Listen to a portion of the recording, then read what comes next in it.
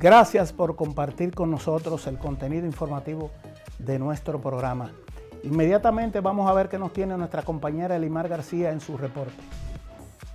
Bienvenidos a una semana más de Influyentes con Elimar García. Qué grato es poder encontrarnos como cada semana y que confíen en nosotros para ser sus informantes semanales y poder entretenerles con nuestras conversaciones habituales. Sin más preámbulos, vamos a comenzar con el contenido. La Asociación Popular de Ahorros y Préstamos, en respuesta a la Ley 5-13 sobre los derechos de personas con discapacidad, habilitan cajeros automáticos con guías auditivas para aquellas personas que tienen discapacidad visual. Con entidades tan grandes como APAP que se preocupen por este tipo de desarrollo, este tipo de innovaciones en favor de personas con ciertas restricciones físicas, es la diferencia que necesitamos para que demás organismos del mismo nivel o que vayan en crecimiento puedan adoptar los mismos hábitos de inclusión. El vicepresidente ejecutivo de APAP, Gustavo Ariza, indicó que este proyecto refuerza la estrategia de servicios financieros inclusivos de la entidad en cumplimiento a la Ley 5-13 sobre derechos de personas con discapacidad y al Reglamento de Protección al Usuario de Servicios Financieros de la Junta Monetaria.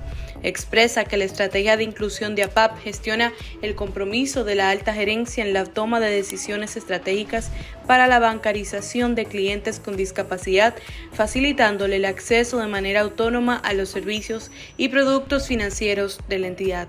La adaptación de los cajeros automáticos de APAP permitirá a los clientes con discapacidad visual consultar balances y realizar retiros de efectivo de forma independiente a través de guías auditivas ágiles y seguras. El programa presidencial Supérate fue reconocido por parte de la Sociedad Europea para la Gestión de la Calidad en miras de sus buenas prácticas en vista de la buena gestión hacia la calidad. No es secreto que cada día más se pone más de moda, valga la redundancia, todo lo que hemos logrado en la República Dominicana a nivel profesional. Digo que se pone de moda porque en la cotidianidad se ha ido normalizando más que reconozcan nuestras buenas prácticas, nuestro profesionalismo y lo que hemos venido aportando a través de los años al mundo entero. El reconocimiento fue recibido por el subdirector de operaciones de Supérate, Wiley Wellington Lewis, quien asistió en representación de la directora general de Supérate, Gloria Reyes. Durante el evento, realizaron una presentación de la calidad de estrategias de gestión implementadas en Supérate y fue invitado a participar en la Convención Internacional dedicada a las estrategias de gestión de la calidad. El criterio utilizado para la escogencia de los galardonados es realizada en base a los resultados obtenidos por las encuestas que elabora la entidad, así como los estudios de opinión de consumidores y de mercado, el cual incluye la investigación de las fuentes de información pública, publicaciones, valoraciones positivas, proyectos de caridad, proyectos de las cámaras de comercio, ferias y exposiciones. La ceremonia fue realizada en el theater del Hotel Le Plaza en Bruselas, donde se dieron cita a representantes de diversas instituciones, empresas y organizaciones del mundo. Consideramos siempre oportuno tener como un momentico de reflexión y quisiéramos dedicarlo al maravilloso acontecimiento del Mundial de Fútbol, que fue el pasado domingo 18 de diciembre. Increíble cómo un deporte puede unir al mundo completo, alzar la voz, la alegría de millones de personas por un solo motivo. Todas las energías, todo el foco público puesto en un solo evento. Eso es algo histórico que solo puede lograr acontecimientos que tengan que ver con los deportes, el arte, y por eso siempre es importante enaltecerlos y mantenerlos, darles el apoyo necesario para que esto siga prevaleciendo, para que siga estando de moda.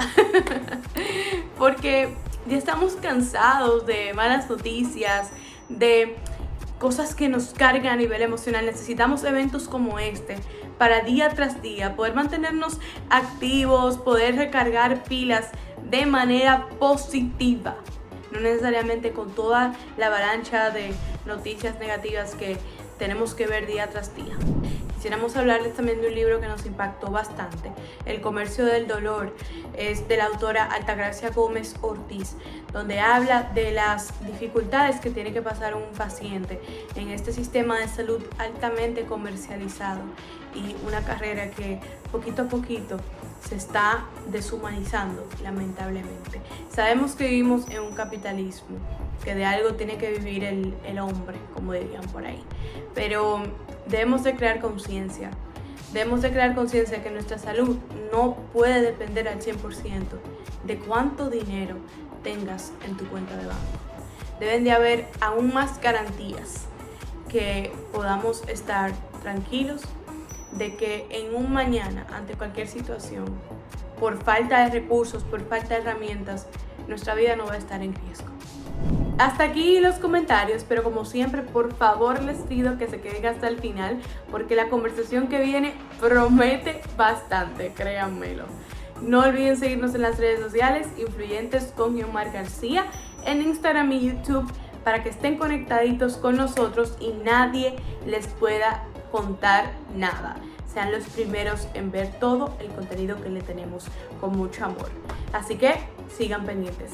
Muchas gracias a Elimar por tu reporte, como siempre tan interesante. Manténgase con nosotros luego de la pausa. Entonces venimos con la entrevista.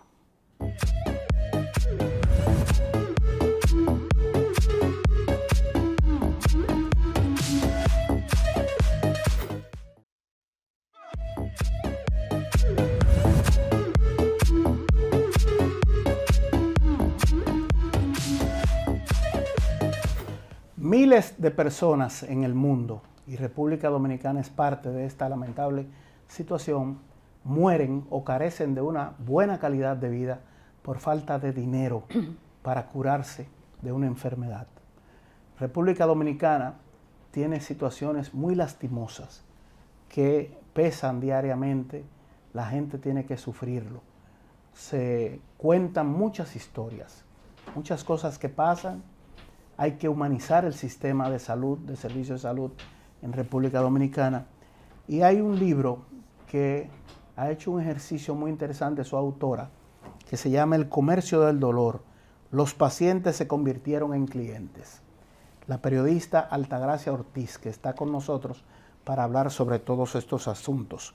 Altagracia, muchas gracias por estar con nosotros. Un gusto, Guiomar, porque contigo tengo el placer de compartir la vida desde las aulas universitarias en la Universidad Autónoma de Santo Domingo. Un honor para mí. Claro que sí. Resulta un poco complicado para mí y no hay mucha tradición en República Dominicana, salvo algunos colegas periodistas que toman el tiempo para plasmar en un libro muchas cosas.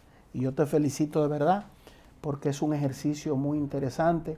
Este viene a ser tu tercer título. Digamos que sola el segundo, porque el otro lo compartí con la periodista Patricia Solano, Sí. Las Mujeres de Febrero. Sí. El primero mío personal es de el sistema de salud en cuidados intensivos, una visión crítica a la salud de la República Dominicana. Tienes la autoridad de haber vivido todas estas situaciones porque eres una periodista, reportera especializada en el ámbito de la salud. Correcto. ¿Cuántos dramas hay en esa cotidianidad entre pacientes, médicos, hospitales, clínicas, seguros? ¿Qué es lo peor que tú has encontrado en tu experiencia? Quiero retomar antes de decirte lo peor, lo que hablas de escribir historias. Señor, escribir un libro es un embarazo y un parto. Y una de mis motivaciones, después de la de salud en sí, es también motivar, valga la redundancia, a los nobles periodistas. No es fácil escribir, implica muchas horas de pérdida de sueño, mucho trabajo en equipo, revisión para que el libro salga lo más perfectiblemente posible, pero es un ejercicio que da mucha satisfacción también. No deja dinero, por supuesto, no es eso que se busca, pero te deja satisfacción y se quedan plasmadas esas historias de las que me estás preguntando. A lo largo de una carrera, yo pasé como reportera por policía, por política, cubrí el Partido de la Liberación Dominicana. Congreso. Por lo menos cubrí muchas fuentes. Pero en la salud se viven muchas historias y los periodistas, que somos eso, contadores de historia justamente, historias que nos comprometen, historias que nos marcan, historias que nos hacen, que nos impactan. Uno ve el dolor de cerca. En la puesta en circulación de ese libro decía que muchas veces he escrito crónicas con pique, con tristeza, con rabia, con desolación, al encontrar dramas como gente que muere, por ejemplo, una muerte materna que era perfectamente evitable, como el caso de uno de los capítulos que dice cuando abra la pata la atendemos, que habla justamente, que refiere justamente el tema de la deshumanización, de cómo el personal médico y de enfermera se va deshumanizando y no le va importando mucho el dolor, la estela de dolor que tiene un paciente. Es como si nos acostumbramos al dolor y eso no nos importa mucho. Se pierde la sensibilidad humana. Se pierde. No significa que esto comprometa al equipo médico completo. Aquí hay médicos y enfermeras con un nivel de humanización muy alto. Pero cuando hablo en sentido general, busco impactar para que detengamos el nivel de deshumanización alto que se registra. El pobre está condenado a muerte, dices tú en uno de los capítulos. Sí, es la historia del familiar de un fotógrafo que estuvo de hospital en hospital, que lo sometieron a lo que tú hablas, a lo que tú dices, a ese engranaje que implica ir de puerta en puerta, revíseme ahora, que no te ponen atención, que no te dan la información que tú necesitas. Hay muchas maneras de dañar en salud, como por ejemplo el uso de un lenguaje sofisticado para explicarle a un paciente qué tiene su mujer. Es la esposa de ese fotógrafo que me decía, oye, estoy condenado a muerte, la de uno es la de J, grande, porque tú no tienes. Primero te piden muchísimo dinero por donde quiera que vas. Es un sistema, digo yo en el libro, un sistema altamente mercantilizado, comercializado, donde no quiero satanizar la palabra comercio en el sentido de que es lícito que haya clínicas privadas, que haya centros privados y que se pague por un servicio. Pero eso es cuando va en desmedro del dolor, cuando eso está por encima del dolor humano, cuando está por encima del ser humano que sufre. Geomar, una persona que está enferma es una persona que está vulnerable. Y justamente hay un capítulo que habla de la ausencia de cariño. Tratar al paciente como si fuera un familiar. Cuando tú estás que te duele algo, cuando tú estás con una situación de salud, tú estás vulnerable, tú estás ñoño, tú necesitas cariño. Tú necesitas que te traten con delicadeza. Entonces, muchas veces aquí eso está, pero hay que pagar por eso. Mi compañera de programa, Elimar García, tiene una pregunta para ti. Vamos a ver qué dice Elimar. Señora Altagracia, qué honor tenerla aquí. Muchísimas gracias por aceptar la invitación. Y mi duda viene con respecto a su libro, El comercio del dolor. Tratándose de una temática tan controversial como lo es el servicio de salud, que creo que precisamente por eso como que no se conversa mucho o no se le da mucha luz a las necesidades que hay. ¿No le trajo un poco de inconvenientes tras publicar su obra literaria? Cuéntenos un poco si recibió algún tipo de recomendación o si intentaron alguna vez censurarla. ¿El proceso qué tan difícil fue? Muchas gracias por la pregunta. Por supuesto que es difícil, sobre todo comenzando por el título. Tengo muchos médicos amigos molestos porque dicen que lo estoy llamando comerciante y no es esa la intención del libro. Ahora, un periodista no escribe por encargo, tú no escribes por relaciones públicas. Por tanto, yo estoy contando lo que he visto en mis más de 20 años de ejercicio solamente cubriendo temas de salud. Entonces no puedo sentirme mal porque gente me cuestione, hay gente que ha estado cuestionando. Un médico me dijo que era un libro enemigo de los médicos y sucede que ese libro trata de las grandes falencias del sistema de salud, trata la deshumanización, trata al paciente tratado como si fuera una cosa, el paciente cosificado, trata el tema de la comercialización en sentido general. Digo que los médicos están atrapados en el sistema. Hablo de las enfermeras, hablo de la red de clínicas. Entonces no es una agresión personal a ningún a ningún paciente, pero hay gente que se va a sentir lesionado. Yo lo que digo por lo general es que el que le sirva el zapato, pues que se lo ponga. Y llamo, porque el libro no se queda en la simple denuncia de lo que he visto. El libro llama también a que tomemos el toro por los cuernos y que el Estado, usted como comerciante puede hacer lo que a usted se le pegue la gana, pero usted tiene que tener a alguien que lo regule. Debe haber una regulación que se cumpla realmente, Geomar. Un médico para formarse le toma mucho tiempo. Mucho. Pero aún después que logra el primer título como doctor en medicina, tiene que ir tras una especialidad. Y después una subespecialidad. Luego una subespecialidad, pero luego permanentemente actualizado, mucho sacrificio, dedicación para lo intelectual y poder ofrecer una capacidad que demande la sociedad. El médico atrapado en la tormenta, lo refieres ahí, uno de los títulos de capítulo. ¿Cómo los médicos están en esa tormenta? Se trata de un sistema donde está la industria, laboratorios, centros, el Estado, por ejemplo, que es el mayor proveedor de empleos. Está el sector privado. Aquí hay médicos ricos con dinero, pero la mayoría de médicos de este país no es rico. Entonces, ¿cómo vive un médico en la República Dominicana con 2, 3 y hasta 4 empleos? ¿Qué calidad de vida tiene un profesional que tiene que tener 3 empleos y que tiene que vivir corriendo de un lado para otro?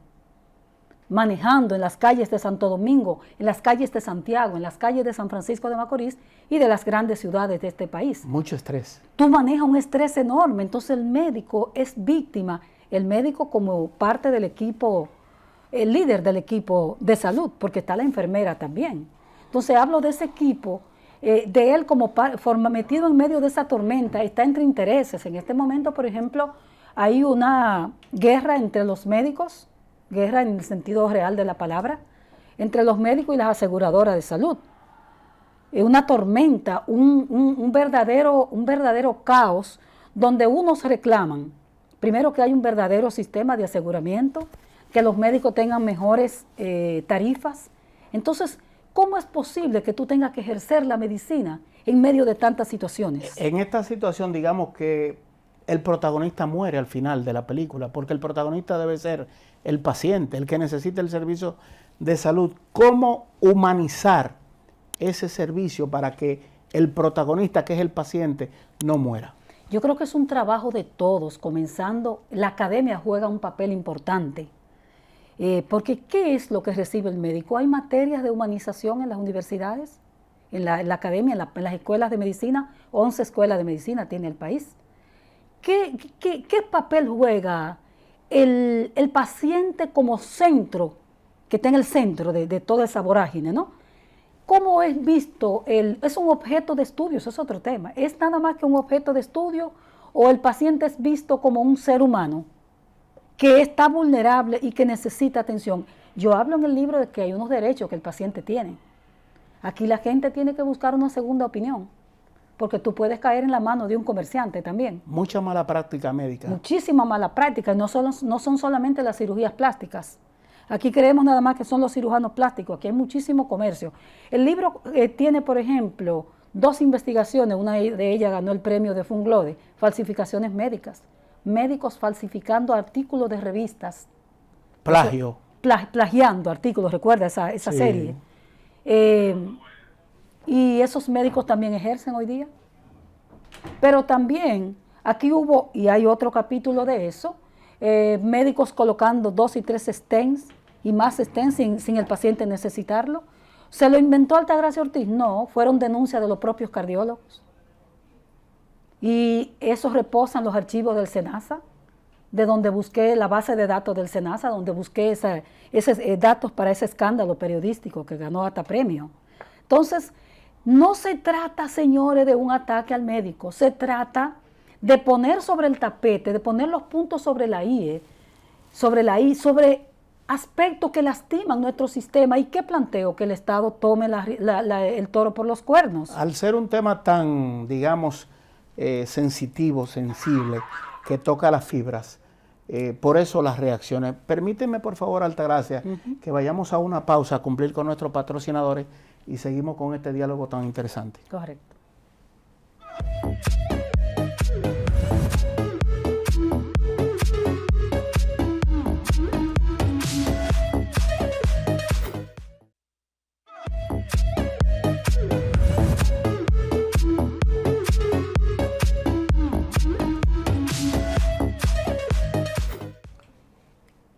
Hay una parte para todo ser humano que es cuerpo y mente, que es fundamental.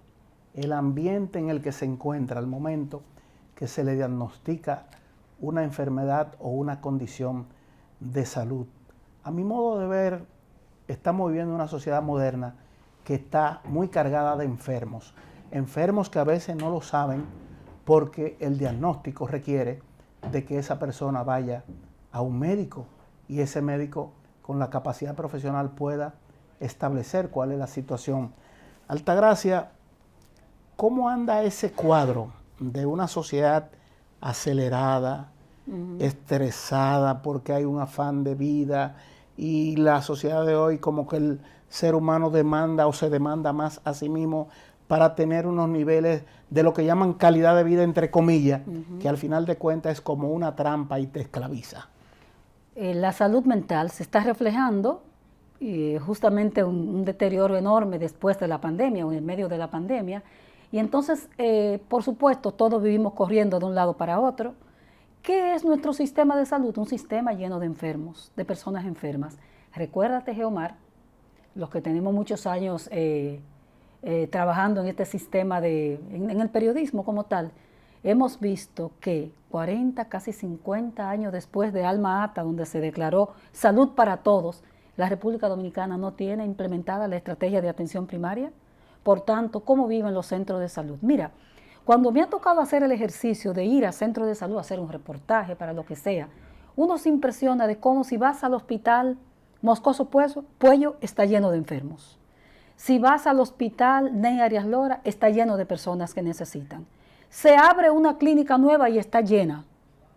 Se abre un centro de atención primaria y está lleno. Por lo menos en el centro de atención primaria que existen a nivel privado y que existen algunos a nivel público, tú dices, bueno, tiene sentido porque la gente va a ver qué tiene.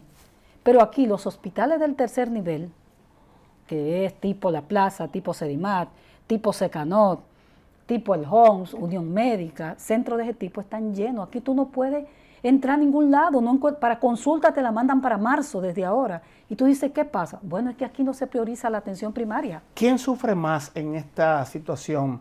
Vamos a hacer la clasificación por sexo, hombre, mujer, por edad, niño, adulto, envejeciente. ¿Quién queda en las estadísticas que tenemos peor parado en esto? El caso de los envejecientes es muy fuerte, porque recuérdate que después de los 65 años uno comienza a tener achaques y los problemas de salud. ¿Cuántos geriatras tiene el país? ¿Quién tiene acceso a los servicios de los geriatras? ¿Qué pasa con tu envejecer? ¿Tú sabes que es una afrenta prácticamente envejecer en esta sociedad? Entonces eso es un tema, todo un capítulo, todo un tema, el asunto de envejecer y los servicios de salud. Pero además, Geomar, recuérdate que este es un país donde desde que tú te retiras, tienes 65 años, eso nada más pasa yo creo que aquí. Te quitan el seguro automáticamente porque la seguridad social no previó que tú envejeces y necesitas salud. Entonces, cuando tú más necesitas de que una sociedad te proteja, tú no tienes seguridad social. Tienes que ver que un hijo te ponga en el seguro, que un familiar te ponga o pedir el favor de un médico. Entonces, justamente, la reserva moral de una sociedad son los envejecientes. Después, ¿cómo están los hospitales pediátricos? Llenos de niños. En este momento, por ejemplo, en que estamos, de meses frescos, no podemos decir fríos, pero frescos, las emergencias de los hospitales están repletas de niños con 2 y 3 virus, de virus respiratorio. ¿Por qué no hay un nivel de atención primario robusto donde las madres puedan ir a llevar a sus niños y no tengan que llenar el hospital Robert Rick Cabral? Porque no se previó. Se previó, pero no se hizo. ¿Por qué?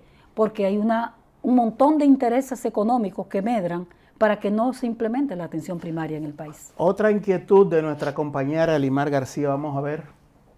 Si usted quisiera que recordaran su carrera, su trayectoria, en 3 palabras, ¿cuáles serían? En 3 palabras, persistencia, lectura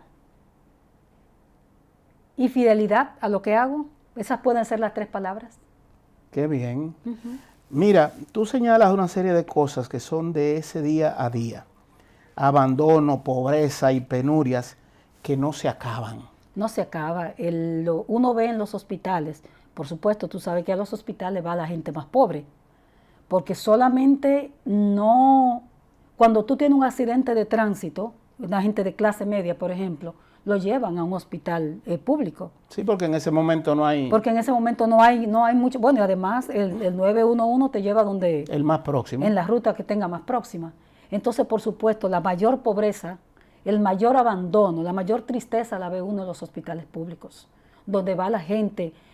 Porque, ¿qué tenemos nosotros en materia de seguridad social? 10 millones de personas, prácticamente 10 millones de personas con un carnet. Ahora, ¿eso es seguridad social? Unos que pagan y otros subsidiados. Así es. Y aún los que pagan, cuando van a buscar servicios de salud, le dicen que no tiene cobertura. Porque recuérdate que lo que tenemos es un plan básico. Es un plan de seguro, no tenemos seguridad social. Seguridad social es lo que tiene España, Cuba con sus diferencias con el sistema político. Lo que tienen países como Costa Rica, lo que tiene Inglaterra, lo que tiene Canadá. ¿A quién le toca hacer el cambio? Tú preguntas, ¿quién hará el cambio? Pienso que el cambio debe ser motorizado por la sociedad dominicana. La sociedad debe organizarse. ¿Tú ves lo que se hizo aquí con el 4%? Para la educación. Para la educación. Eso debe hacerse en salud. Ahora, ¿qué pasa en salud? Es un sistema demasiado disperso, demasiado, no desorganizado, porque está organizado, pero son pequeñas, en grupos, en entidades. Entonces eso hace que sea complejo. Esa ley 87.1 de seguridad social es una de las leyes más desconocidas. ¿Cuándo se interesa a la gente por un tema de cobertura? Cuando va y no tiene cobertura, cuando se enferma. Mientras tanto a la gente no le importa la salud. Los médicos del conjunto que llamamos sociedad, los que estudian esos fenómenos del pasado y del presente, antropólogos y sociólogos, tú tienes ahí también la observación de esos profesionales. ¿Qué piensan los sociólogos de la actualidad social y los antropólogos de lo que aconteció y nos llevó hasta este momento? El sociólogo ve un sistema de salud fragmentado y lleno de favoritismos, donde es necesario tener aliados para poder llegar. Mira, que me haga el favor, a ver si me lo pueden cubrir. Así prima la República Dominicana. El antropólogo estudia todo esto y busca la génesis, digamos, de la sociedad dominicana en sí. Las dos profesionales que me analizaron el tema fue Celedonio Jiménez, que es sociólogo, y Bernardo Matías, que es antropólogo y que estuvo vinculado hasta hace 2 años al Seguro Nacional de Salud. Y él habla inclusive en un texto que tiene, en otro texto que tiene, de el pecado original de la seguridad social, que fue no tomar, entre otras cosas, no tener una atención primaria implementada, no tener un primer nivel robusto, el tener que ir a especialista directo. ¿Tú sabes en realidad qué sistema de salud aguanta que tú vayas directamente al cardiólogo sin pasar por un internista? Eso es difícil. Ahora, aquí hay muchos intereses que no han permitido eso, Geomar, y que mantienen ese sistema de salud fragmentado. Diferencias que uno puede ver entre el sistema de salud y la educación. ¿Por qué no ha sido posible? La gente piensa en salud cuando se enferma, no antes. No antes, nunca. La gente se aglomeró, se aglutinó alrededor del 4% porque es un solo sector y eso iba tendente a lo público. La salud es pública, es privada, es mixta. Aquí hay instituciones que son patronatos, aquí hay instituciones que son, tú tienes el 2030, tú tienes los centros, los CEDIMAT y la Plaza de la Salud. Es un conglomerado, la salud muy amplio y la gente no termina de entender, pero además tú hablabas, me hacías una pregunta con relación también a esa parte rebuscada de la salud, a esa terminología muchas veces deshumanizante. Tan deshumanizada está el nivel de salud que un médico puede llamarle cama 4 a un paciente y ahí ese paciente no es cama 4, ese paciente es Geomar García o ese paciente es Altagracia Ortiz, tiene un nombre, tiene una historia. Una eminencia de la medicina, maestro de la medicina, pensador profundo, el doctor Sergio Sarita Valdés, dice sobre ti: para bien de la patria urge el cambio de paradigma y la autora responsablemente aporta su cuota. Es un médico que tiene que bregar o ha tenido que bregar con las vicisitudes, las limitaciones materiales, todo esto que da este testimonio sobre ti, que te conoce bien. Y de verdad que uno como periodista, como dominicano, como ciudadano, se alegra cuando ve que te tomas tu tiempo, pudiéndolo dedicar a otras cosas, para producir más y poder asumir tus responsabilidades familiares, que hay Sí. Gastos, que hay todo, y te dedica el tiempo a esto. Un libro no cambia un país, no lo va a cambiar, por supuesto, eso sería ser iluso pensar en eso. Pero como dice el doctor Sarita Valdés, tú aportas tu cuota, lo dejas escrito, un libro, eso está inmortalizado ya, el libro se queda, y eso sirve también para las siguientes generaciones de periodistas que le toque, porque uno va dejando todo esto ya prácticamente, le va tocando hacer el relevo. El nuevo esquema de comunicación de masa que tenemos ya no es solo la radio, la televisión, periódicos, revistas, es también las redes sociales, la internet, la inmediatez que provoca todo esto. ¿Da mayor oportunidad a mejorar el sistema o se convierte en un obstáculo? Yo pienso que eso es una necesidad hoy día, ya la sociedad no puede vivir sin eso, sin esas redes, por ejemplo. Ahora los médicos, por ejemplo, se quejan mucho de que cualquier paciente que no lo atendieron primero, tú sabes que aquí no se entiende el tema de lo que es una emergencia, por ejemplo. Y tú puedes ir a una emergencia, está primero nuestro asistente camarógrafo, primero que tú, porque su salud está más complejizada, pero tú quieres que te atiendan a ti porque tú eres Geomar García. ¿Y qué tú haces? Tomas una foto de un médico que le está diciendo a otro que le traiga un catéter, que le traiga algo, y tú dices, mira, lo está chateando.